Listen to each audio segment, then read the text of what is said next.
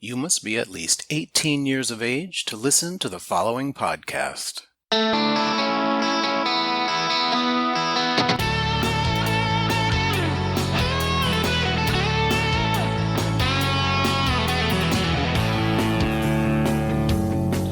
am Robert Black, and you are listening to Sexual Heroes. My guest in this episode is Jack Dixon, a college-educated, former member of the Daily Rat Race. But these days, this hot, hairy, rugged-looking, and self-described guy next door lives a very different life as a sex worker. Jack Dixon, thank you for being on Sexual Heroes today. Thank you for having me. I appreciate the offer. You are a sex worker, correct? Is that a word that you like to use? I am.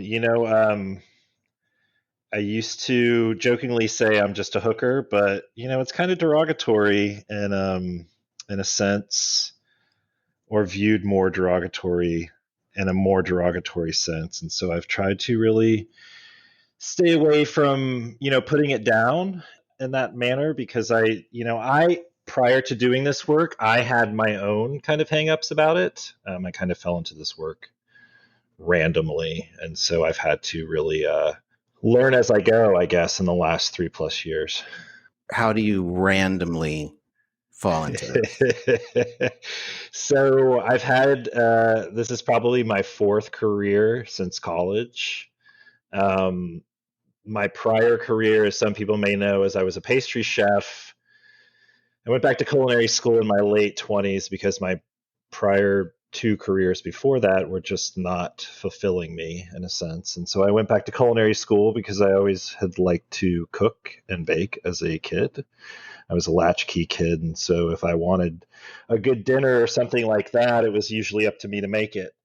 So I went to culinary school as a pastry chef and then started a bakery in 2012, 2013. And in the last 6 months of the bakery, I was kind of like, I ended up selling the bakery in September of 2017. And on a fluke, I probably had posted some trashy online ad back in Atlanta. I don't recall how this person had gotten my email, but they basically propositioned me to have sex with them, and they said that they would pay me. And at first I was like, I don't know. And then I was like, well, I could use the money. Being a business owner is not always the most lucrative thing, as which some people think. And so, this guy, we met and we did it, and he became a regular of mine. And I'm like, well, if I can get one person to do it, if I could get, 2 or 3 other people to do this regularly on a monthly basis, then I wouldn't need to supplement my income with credit cards. And so I did a little research, and I didn't know much about sex workers, honestly, like never on my radar, always worked a traditional job. I found and kind of knew through the grapevine that Rent Boy was a thing and it had gone by the wayside and been shut down and all the stuff around that. But then I found Rent Men. And so I went on there. I made up a screen name. I got a profile. I actually started talking to one of the local escorts in Atlanta. His name is Maverick. He's kind of like my sex worker mentor in a sense, because he gave me a lot of good basic tips, to get started. I got some photos made by a photographer, and and I just started seeing clients on the side while I was selling my bakery, and sold my bakery in September of 2017. Was kind of burnt out on commercial food industry and didn't really want to go back to it at that point, or stay in it, I guess. And I was just like, you know what, this is kind of working. Like, I'm just going to go full on and see how it goes. And the rest is kind of history. Do you enjoy it? I do, to a certain extent. I'm not going to say like, oh, this is a passion of mine. Like, this is what I've always wanted to do or anything like that. I do get satisfaction out of satisfied customers. And when I meet customers that are respectful of me, which isn't always the case, and it gels, like that's a good feeling. We, in a sense, like sex workers, we are sex therapists, and we're also therapists and head therapists in a sense. And so, we provide a service to people that is needed. I mean, humans need human contact and connection, and if I can provide that for someone and it connects, great. But there's also a lot of bullshit in the industry too that I don't necessarily care for, but I am well compensated, and it allows me certain freedoms, and so I stick with it for now. I don't know, it won't be forever, but I don't know what's next. So like it works for now, and I've used this last 3 years to kind of slowly groom, in a sense, like my more preferred or favorite clients. So I do enjoy it more as time goes on, because I cut out a lot of the bullshit and the people that I just don't want to see, or the people that are not respectful of me or of my time. Mhm. The 2 a.m. message of like, hey, you want to come over and fuck me? Like shit like that doesn't fly with me at all. Mhm.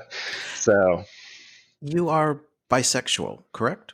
yes, but I can perform with women. I can be aroused by women, but I don't ever try to pursue dating women.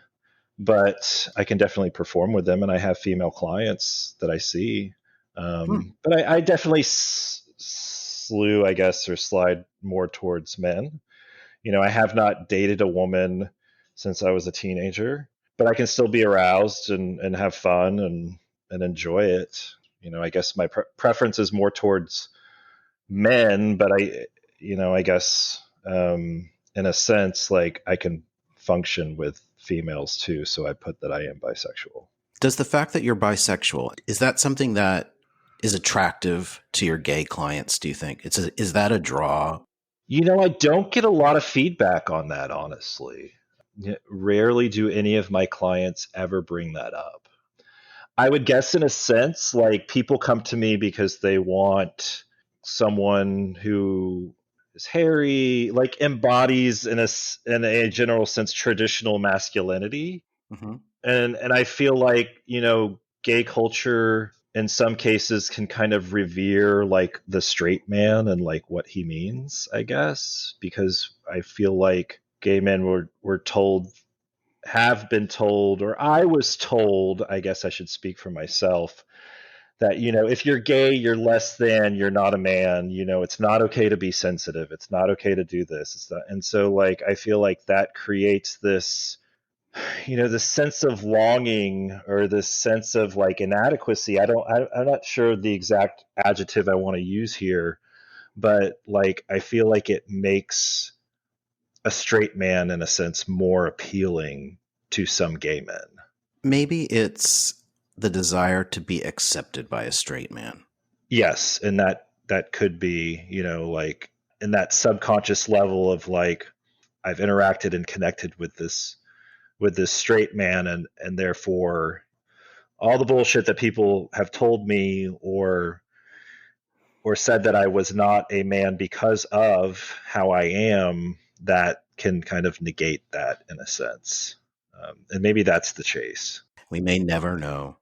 We may never know. We may never. But I think, the good thing, gay culture has just, it's a new ball game now. It's different. It's different when I was a kid, and we may get closer to that. I feel like in some instances, in some cases, it's a bit easier to be gay these days than it was. The term straight acting is coming to my mind as we're talking about this, a phrase that makes me cringe when I see it in a profile. I hear you. Let's talk about your look and your packaging for a minute. Your tagline on your website is "Guy next door for more." Yeah. Tell me about that. I needed, this is me sitting in my condo in Atlanta, like, fuck, I need a headline for this. And like, in many ways, when I started this, like, I felt like I was the guy next door. I mean, granted, I've gotten more tattoos over the years. I've committed more to working out, because, it's part of my job, I feel, and so I look a bit different in the last 3 years than I did when I started. to me, I'm just me, and I've always just been me. And so I feel like I'm a pretty regular run of the mill person. Like I don't have any like crazy extreme hobbies I'm into, and I just feel like, I'm very average in some sense, like I don't feel like I'm like an intellectual giant, or I'm like, I just feel very kind of like next story, and kind of just like, okay, just another person. And hearing you talk, I get that. But thinking about the photo shoots you've done, the photos that are out there of you, Hmm. does that reflect the guy next door? And no next door neighbor of mine has ever looked like you, I can assure you. I'm always naked in my windows, and nobody's ever given me a second look. Oh my God. Well, there is one guy that lives across the way, and like he keeps looking at me, but like I'll walk around shirtless. But I don't know, man. Like I've had some hot neighbors for sure. I've had some hot neighbors, but I'm also, I realize, I may be attractive to some people. I'm probably not. I know I'm not everybody's cup of tea for sure. I guess when I wrote that, I wasn't so much thinking about my physical looks, but I'm just who I am, and I always have been. Like I just have this sense of self of like, if I enjoy something, then I enjoy it. If I don't, I don't. And like if people don't like that, then fuck it. If I saw you in a gay bar, I didn't know who you were, I would be positioning my friends so that I could be facing you, and I'd probably be batting my eyelashes at you Uh, like an idiot.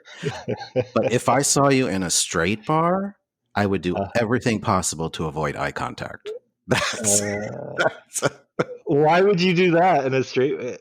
Because of you, how you think I would be. right because of me. Gotcha. Yeah.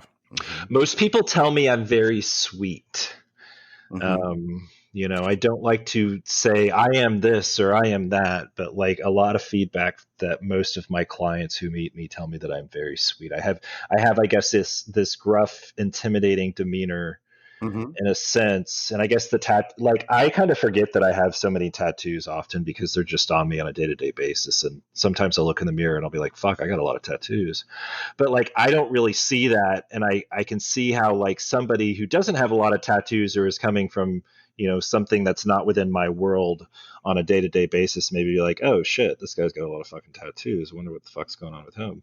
So like I don't see myself as that. I'm kind of, well, I'm not kind of, I'm sensitive for sure. I'm definitely a sensitive person. And maybe, maybe some of the tattoos as a result of like putting up this wall, like just not wanting people to fuck with me, in a sense. Hmm. This subconscious thing of like, if I can keep this wall and this demeanor, then you're not going to get in, and you're not going to like hurt my feelings or some shit like that. So, How do you feel about being called daddy? I'm fine with it as long as it works. I feel like it's a term that's a little overused these days. I guess, I mean, from a very literal sense, I don't want children. I love my nephews. They're great, but like I don't want kids personally. And I don't want somebody in a relationship that I need to take care of either. But, I guess it's a state of being in a sense of like, yeah, I'm a 42-year-old man, and like I have my own place. I pay my bills. I've got a car. I am an established person, and I'm reliable. I'm dependable. I like to think that I am these things, or I keep showing up in my life in these ways for people.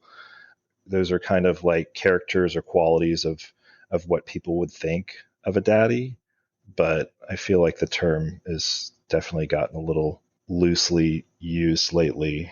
Somebody grows a beard and they're like, "Oh, I'm a daddy," or "I've got Mm-hmm. chest hair and I'm a daddy." And it's just Yeah. like, you've got four roommates and you can barely hold a job. Like, you're definitely not a daddy. And I only ask about that because I think I did see the word associated with you somewhere. And then I noticed that it was obviously absent from any of your marketing. I try to stay away from it. Like, if it in a bedroom sense, like if it works with a guy and the chemistry's good, yeah. But like, I just, the term, I guess, can be a little cringe-worthy for me. It's still coming back to that, I guess, along the same lines of the guy next door for more. Like, I just have always been me. Mm-hmm. I don't like to like label myself as like, oh, I've reached this point. I'm a daddy, and I feel like that's a little egotistical, and I personally will never refer to myself as daddy. Now, I do have someone who helps me with my social media. Don't quote me on this. They may post something that says that, but I personally will never really say anything like that about myself. I'm just me. I've just always been me. And if that's daddy, then so fucking be it. In addition to taking clients, you also are a content creator. You do that, and you also have worked for some studios, a couple that I have worked with also, Raging Stallion, Hot Older Male. Mm-hmm. Mm-hmm. I have to say, if I was still working in porn, I would be begging to do a scene with you for. I think that'd be fun. Mm. We're not that far away. I'm in San Francisco, and I believe you're in Palm Mm. Springs. So, Well, I could be tempted out of retirement. Uh, okay, so it kind of got hot in my room all of a sudden. Okay. Uh, focus, okay. focus, Yes. focus. Focus. Okay. So you make your own content, and you have done the studio work. What's your preference? And how much is the porn stuff a part of your whole, business? Is it mostly the clients, or is it more on the porn? So this is my stance on my different facets of my profession. I find the most rewarding and most enjoyable is escorting and erotic massage. The least enjoyable, probably being porn and personal content. Escorting and massage is a little less scripted, and there's not always somebody like standing over you with a camera or telling you that your arm's in the way or you need to you know turn your body towards the camera, and let me get it. Hold on, let me get under there for this undershot. And then Mm-hmm. you're like, and then you're having sex in this weird ass position, and you got a camera guy under you, and you're like trying not to knock his microphone, and you're thinking all this shit while you're having sex with this dude, and you're like, ugh. So it's like porn to me is very distracting. And again, another thing that was never on my radar. I started escorting about March of 2017, and I was approached to do porn in July of that year, and the rest is kind of history. Porn is a marketing vehicle for me for escorting. I Mm-hmm. don't make money on porn. I book my own travel, I pay for my own flights, I pay for my own rental cars, I pay for my own, accommodations. Some of the larger studios will, but typically I'll just be like, okay, give me the comparable amount of what you were going to pay to put me in a hotel room or send me a flight, and I will book my own stuff, because typically, like, I don't want to stay in a Motel 6. I don't want to fly on a budget airline. I've got my own airline, I keep my own miles. And so, I don't really make money off porn per se. It's the visibility that the studios provide me to get to a larger audience. And that's very much the way it used to be in porn back when I was doing it in the turn of the century. The guys were doing porn because they were escorts, and that was their marketing tool. Yeah. But now, with people doing their own content on OnlyFans and Just for Fans, I think that's the most lucrative part of their business, and I don't see them promoting themselves as an escort. No, and not everybody who does these things are escorts. Mhm. But, just for fans, only fans, that whole, I actually what used to post my videos on Xtube way back when, but they're very strict about having a model release and having, a picture of the person you were with and Mm-hmm. their photo ID, and not everybody wants to provide that. And so some of the other sites are a little more loosey goosey with it, which I imagine will probably change eventually. But it's a good supplemental income. But also, like, the thing that I found, which kind of, it kind of chaps my ass, is that people want to sleep with me. They don't want to hire me as an escort because they don't want to pay for it. So then they use the fact that I do OnlyFans or Just for Fans as trying to get their foot in the door to have sex with me. They'll be like, well, we can make a scene. And it's just Mm. like, but, I may not necessarily want to do a scene with you. Or like, you may not have, it may not be the kind of content that I want on my page. And so like and that's why I can't say I really like the Just for Fans stuff. And it still can be porn, because even when I'm with somebody doing Just for Fans, even though it's like I actually am picking this person to be like, yes, you and I are going to have sex and we're going to record it, I still have to think of like, okay, are we doing enough stuff to make this interesting for someone to want to watch it on my, whereas if Mm. I'm just having sex with somebody on a personal level and like there's no cameras around and you're just having sex with me, like there's downtime and there's, I don't feel like I have to keep my energy level to a certain extent. I don't feel like I have to have sex in a certain position. With a constant erection. Yeah, with a constant erection and to make it look like it's the hottest thing ever and all of that stuff going on, because that still is a bit scripted.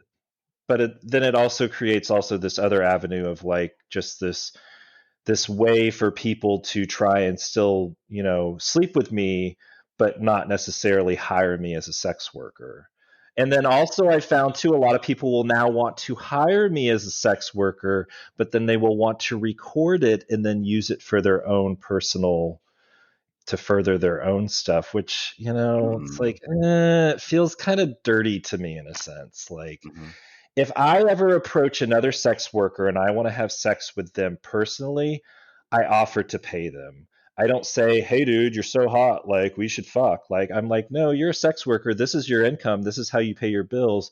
What is your rate?" And if I'm not willing to pay that rate, then okay, fine. Thank you for your time and move on. Or like, would you be interested in creating content? And, but I do it in a respectful manner rather than just assuming this person is wanting this, because I think there's also this view, and like I said before, I was in this industry, would have never known any of this stuff. Never known any of this stuff. But like this is how I make my income. Like I don't have a day-to-day job. When someone hires me and pays me, like that goes directly to paying my bills and everything else. It's not because I'm just this sex crazed maniac who's sitting around his apartment all day with a raging heart on just wanting to fuck people. Like no, that is not it at all. Like this is a profession, this is a job, I take it seriously. I don't go to my friends who are barbers and be like, "Hey dude, will you cut my hair for free or will you cut it for a discount?" Like no, it's like that's their income, respect people for what they do. I had tried escorting at one time. I was making films and I was getting offers, and then somebody said, "Well, give it a try," and I did, and I liked it, and I thought I was good at it, but it was hard for me to balance that with my personal life. Oh god. Why'd you say that? I mean, I only laugh because yes, it's dude. Oh my god. Yeah, it's fucking hard, man. I almost never have sex for myself. I'm a bit of a workaholic. I rarely take the time out to have personal sex. And because I have so much sex work wise, it's like the last thing I want to do with my free time sometimes is have more fucking sex. Like, and don't get me wrong, like I love sex as much as the next person, but like sometimes when I'm not working, like I just want to chill and play video games and do my shit and just like hang out and like not have it be about sex. And that doesn't even get into dating people and all of that shit. Mhm. That's another whole ball game in itself. People say if you do what you love for work, you'll never work a day in your life. But when I was really into working out, when I first got into it, I thought, well, I'll be a personal trainer because I love being in the gym and, it was my whole life at the time. And what I found was it ruined the whole wanting to be in the gym because Yeah. once I was done training my clients, I did not want to work out myself. And the same for with being an escort and doing porn, like you said, it's your work. So then you like having sex, but when you're done with your work, it's the last thing you want to do. So something to keep in mind for people who think it's all fun Yeah. and games. Yeah, don't. And also, like, when people approach me and they're like, offer me more sex, it's like, that is the wrong way to come at me. You will probably piss me off in that sense. But I mean, I think that statement of like, do what you love and you'll never work a day in your life is a bit overrated. I've done many things that I've loved, and there are aspects of all of them that I do not enjoy. And also, when you take something that is a hobby or something you are passionate about and you turn it into career, that changes everything. Mm-hmm. It just changes everything about it. It changes how you view it, how you handle it in day-to-day life. It changes everything. Mm. I've worked with animals. I love animals, but like working around that, there's aspects of that that I didn't like. I hated it. And I was a pastry chef. I love to bake. I love to cook. I can get very creative and passionate about that, but like there's aspects of that like it will become a grind in some sense. One of my past guests was milking coach, Yeah. and you did a collaboration with him. Mm-hmm. Was that the first time you had been restrained and had someone take control of your dick? Was that a first for you, or was that like old hat? Not the first time I've been restrained. Mm-hmm. I used to have like, oh my god, my 20s were terrible, man. I was slutty and trashy as they come. No, Awesome. not the first time I was maybe the first time I was restrained and edged, both together for sure, but definitely not a first for either. And how was it for you? It's fun. I Mm. enjoy it. Yeah, like, on a daily I try to almost never come if I can't.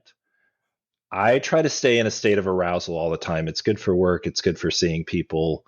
Just always makes me kind of in the mood. I will go, a good 4 or 5 days without coming. And I can bring myself to the edge of coming and ejaculate, but not have a full orgasm. Hmm. I've kind of done stuff around that after coming into sex work just because it's hard when I go on a work trip to a city. I try to see 3 or 4 clients a day. I can't usually come 3 or 4 times a No? day in and day out. I am a 42-year-old man. The days of coming like 12 times a day and all that shit, like that is gone. Like I can come 3 times a day, but like day after day after day of that, like no, I can't do it. And so like I like to stay in a state of arousal, and I'll bring myself pretty close to coming a lot, but just never fully orgasm. So I'm going to close with the typical beauty pageant question. Oh shit. And if you've watched Miss Congeniality, I have, but it's been a long time. that will come to mind for the listeners. No, what is your ideal date? Oh shit. I think you asked me this. No, you didn't ask me this. Somebody else asked me this recently, and I was just like, motherfucker. Some of the best dates I've had are just like me and someone, we go get coffee. But the key being is like, there's got to be a fair amount of people watching, not judging, just enough to keep like the visual kind of stimulus going on. But it needs to be quiet. Like I hate when somebody is like, "Oh, we should go on a date, or we should meet up somewhere," and then you go and you're like in this loud fucking restaurant, or you're somewhere else and you can't hear a fucking thing the other person's saying. Or if you're like, let's go to a movie, and you're not engaging with the person at all. So it's like, it doesn't have to be like super like Disney fairy tale bullshit of like, oh my God, we went and watched the sunset on the beach or some bullshit like that. It just needs to be a place of where like I can interact with the person and get to know them a little bit more. First dates are like, oof, they can be really rough or they can be really good. And so I found the best ones are usually like when I can just get the person to kind of open up and there's ease in conversation, but it's not like a overly stimulated place, but it's also not like underly stimulated too. So it's just like, okay, well, it's just me and you sitting here in the middle of nowhere and, kind of what the fuck. So I think there's a fine balance, in a sense, but just something chill. I'm a very kind of just like, I don't need a lot of frills or anything like that, you know. You don't need to bring me fucking flowers or none of that bull. Well, I mean, eventually you might need to show up and do some stuff, but like the first date, like I just want to kind of get to know the person and like have that be the main focus of everything. Would there be sex? No, so I I came into 12-step program in my late 20s for sex and love addiction after having this like super brutal breakup with this dude and like just fucking wandering around for 2 years talking to a therapist wondering if this dude was like the love of my life. And spoiler alert, he was not the love of my life, but like that therapist brought to light some things about my behavior in the relationship and otherwise. She's like, well, maybe you may want to go to a 12-step meeting about sex and love addiction. And I did, and I worked the steps, and I'm still in 12-step to this day for drugs and alcohol and sober. But the thing that I learned when I was doing that is that sex can cloud so much for me about a person. And so like, if I really like somebody and I'm really into them, then I won't have sex with them up front. If it's somebody that I'm like, this dude's hot and I just want to bang, but like I never see myself dating or being compatible with this person other than maybe just sex, then like we can have sex off the bat. And if anybody's listening to that and we did that, don't take that personally. Um, but I just if I'm kind of courting somebody in a sense, like I don't like to have sex with them because if the sex is really hot, I can start to ignore like red flags and things that I should not be going for. Mm-hmm. Or if the sex is kind of mediocre or bad, I'll be like, oh God, this just isn't really connected and it's just not working for me. And like sometimes bad sex is just going to be bad sex and there's no salvaging it. But I've been in relationships where the sex has gotten better as the connection with the person has gotten better. You're two people coming from different places and enjoying different things. So there definitely has to be a line of communication of like what someone likes and what someone doesn't like. But no, short answer, if I really like somebody, there is no sex on the first date. I'm kind of traditional and boring, despite whatever my porn persona is. Like, I've run the full gambit. I've been in the polyamorous relationship. I've been in the open relationship. I've been a slut. I've done a lot of different shit in my life. And from doing that and having all of those experiences, I've learned to know what like, okay, this works for me and this feels good for me. And this doesn't feel so good for me. And like, this does not work for me. So, and I'm kind of, yeah, I'm a romantic at heart and yeah, all that softy, fuzzy, feely shit. So, Jack, thank you very much for being on Sexual Heroes today. Thank you for having me. I really appreciate it. It was definitely a pleasure. For information with links about a guest appearing on Sexual Heroes, visit the show notes at sexualheroes.com or on your favorite podcast app. And while you're there, be sure to rate, review, and subscribe. You can follow and message me on Twitter at RobertBlackXXX and on Facebook at RealRobertBlack. Thanks for listening.